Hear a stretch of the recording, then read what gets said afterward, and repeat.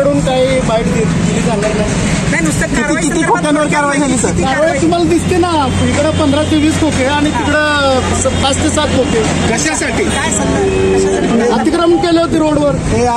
बाकीचे आम्हाला असं कळतं की आंदोलन स्थळाला जागा कमी पडते म्हणून केलं जाते कारवाई. याच्याबद्दल आमच्या वरिष्ठ अधिकारी सांगू शकतो.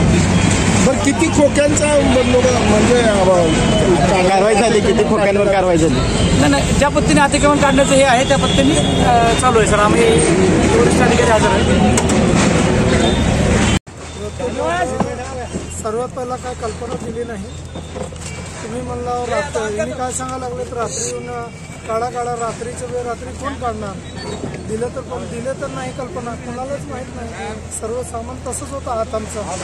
आणि सर्वात महत्त्वाची आमच्याकडे महापालिकेचे अभिलेख पावत्या आहेत, बॅच बिल्लासुद्धा आहेत. जाणून बुजून या CEO मॅडमनीच सर्वच कारवाई करण्याचं काम केलेलं आहे.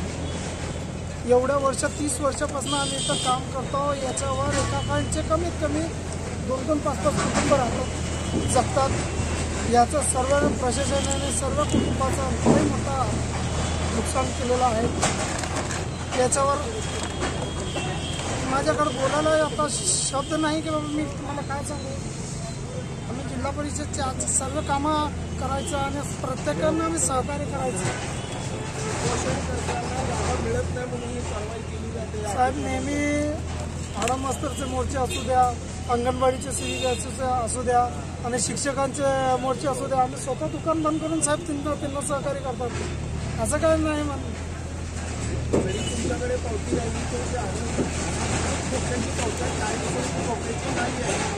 साहेब, आमच्याकडे बॅच बिल्ला आहे साहेब.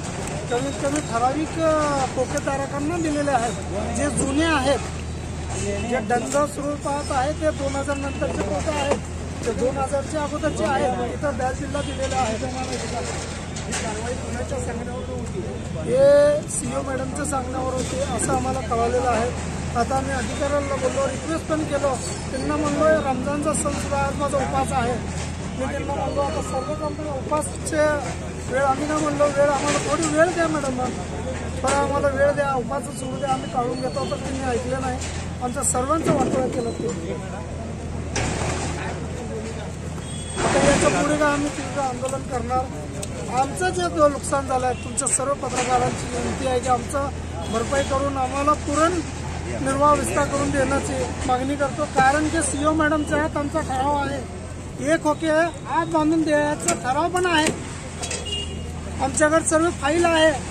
असं नाही की बाबा आज आणले उद्या आणले नाही, आज फाईल आहेत. सर्व प्रस्ताव असताना मॅडमने जाणून बुजून काम केलेलं आहे.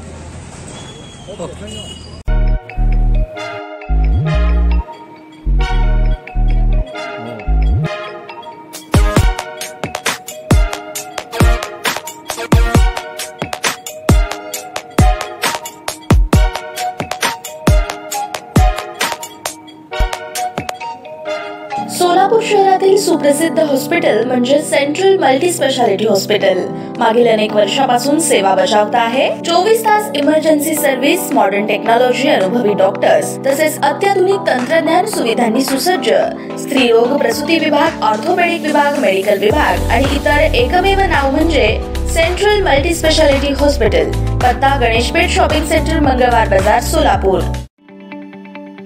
ताज्या बातम्या पाहण्यासाठी प्राईम महाराष्ट्र न्यूज चॅनलला सबस्क्राईब करा.